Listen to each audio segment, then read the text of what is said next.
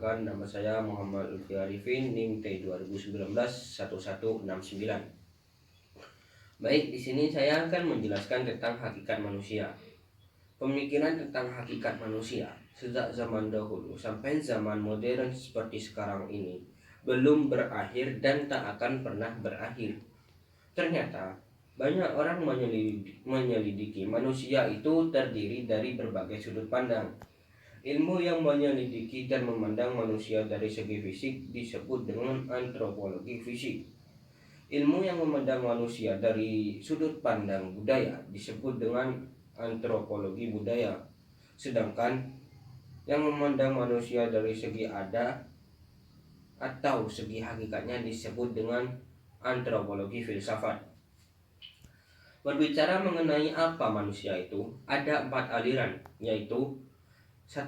Aliran serba zat, yang kedua aliran serba ruh, terus yang ketiga aliran dualisme, gabungan dari 2 aliran yang pertama dan yang kedua, terus yang keempat aliran eksistensialisme.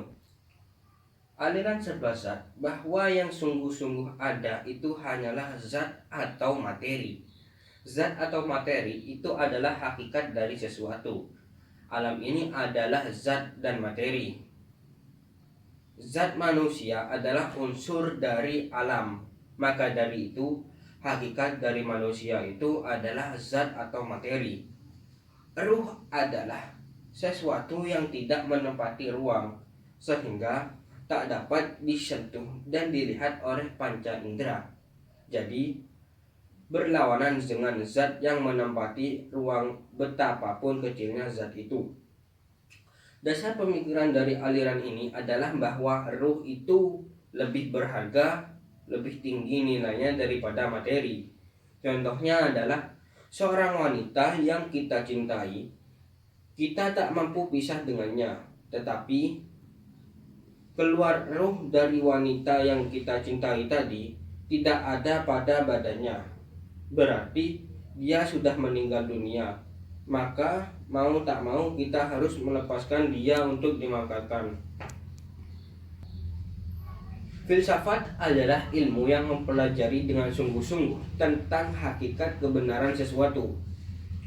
Aliran dualisme mencoba mengawinkan kedua aliran tersebut di atas. Aliran ini menganggap bahwa manusia itu pada hakikatnya terdiri dari 2 substansi, yaitu jasmani dan rohani, badan dan ruh. Kedua substansi ini masing-masing merupakan unsur asal adanya tidak tergantung atau satu sama lain. Jadi, badan tidak berasal dari ruh, juga sebaliknya ruh tidak berasal dari badan.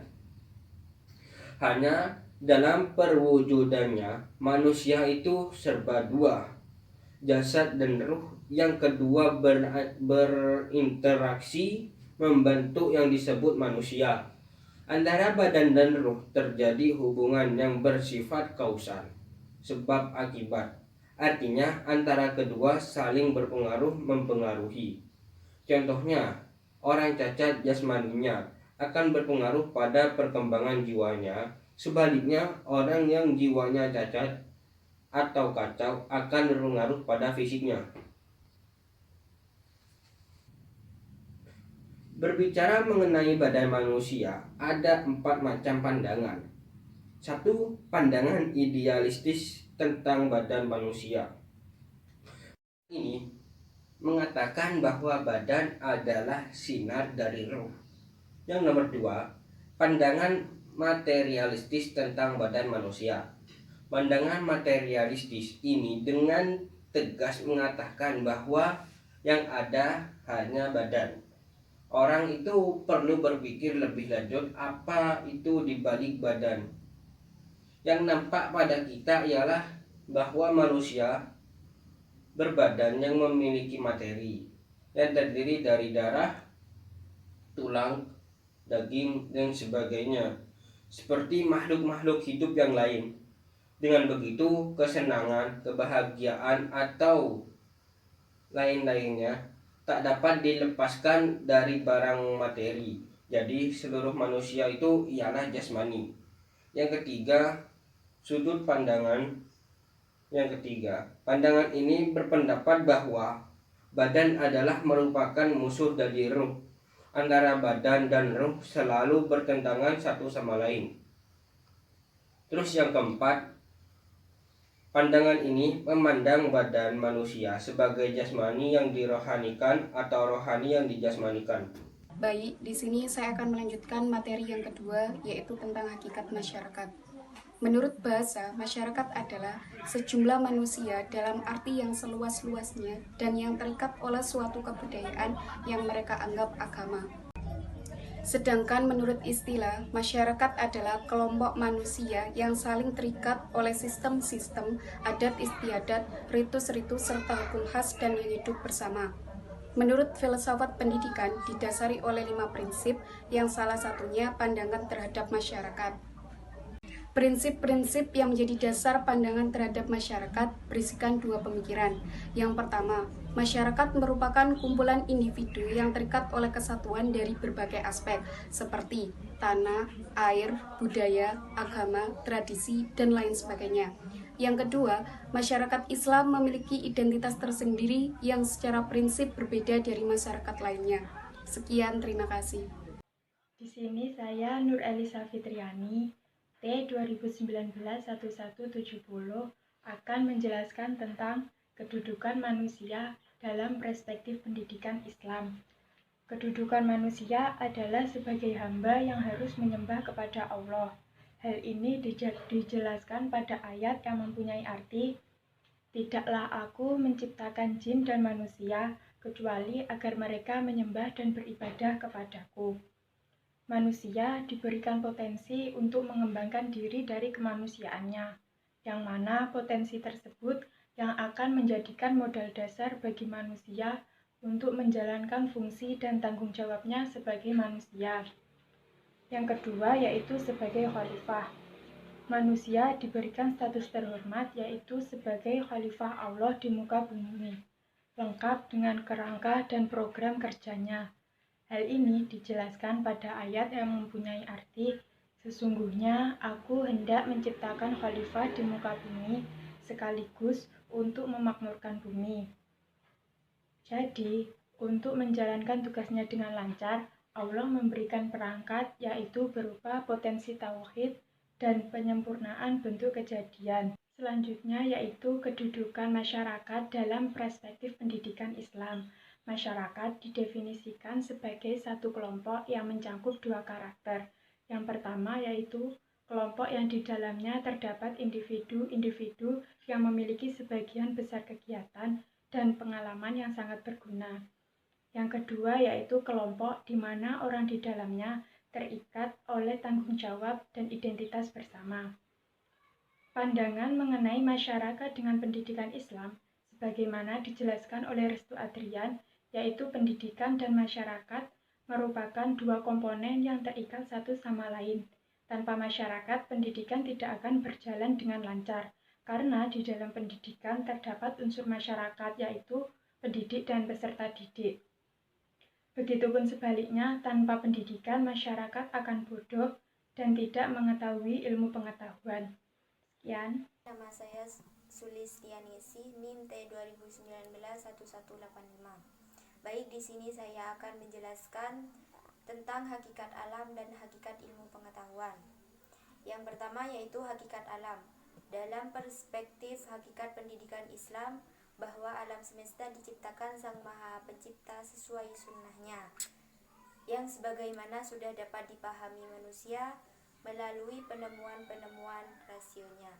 Alam ini merupakan kenyataan yang sebenarnya, bukan sesuatu yang maya dan hampa. Karenanya dapat dimanfaatkan oleh manusia sebagai fasilitas dan perangkat-perangkat untuk memenuhi kebutuhannya sebagai ciptaan yang baik.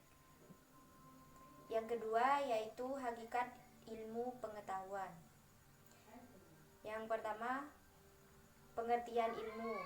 Ilmu bukan sekedar pengetahuan, tetapi merupakan rangkuman dari sekumpul pengetahuan atau hasil pengetahuan dan fakta berdasarkan teori-teori yang disepakati atau berlaku umum. diperoleh melalui serangkaian prosedur sistematik, diuji dengan seperangkat metode yang diakui dalam bidang ilmu tertentu. Yang kedua yaitu hakikat pengetahuan atau pengertian pengetahuan. Pengetahuan itu merupakan segala sesuatu yang diketahui, yang diperoleh dari persentuhan panca indera terhadap objek tertentu. Pengetahuan pada dasarnya merupakan hasil dari proses melihat, mendengar, merasakan, dan berpikir yang menjadi dasar manusia dalam bersikap dan bertindak. Baik, saya akan menjelaskan materi selanjutnya yaitu kedudukan alam semesta dalam perspektif pendidikan Islam dan kedudukan ilmu pengetahuan dalam perspektif pendidikan Islam.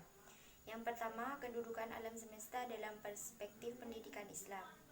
Alam semesta adalah media pendidikan sebagai sarana yang digunakan oleh manusia untuk melangsungkan proses pendidikan.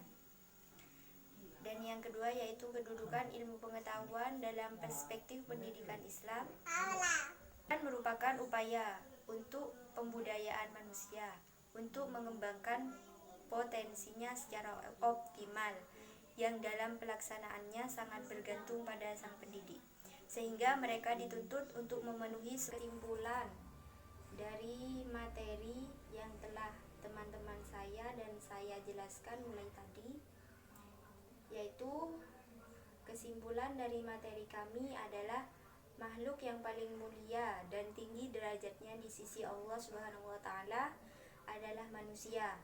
Karena secara fisik manusia memiliki yang lebih sempurna dibandingkan dengan makhluk yang lain dan mempunyai potensi-potensi yang dapat membuktikan bahwa saya manusia sebagai ahsan at-takwin.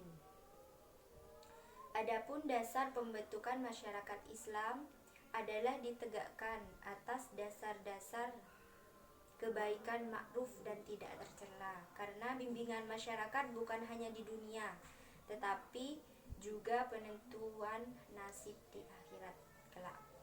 Selanjutnya, manusia terhadap lingkungan harus menjaga keseimbangan ekologi dan mempertahankan dengan cara pemanfaatannya dengan sebaik-baik mungkin.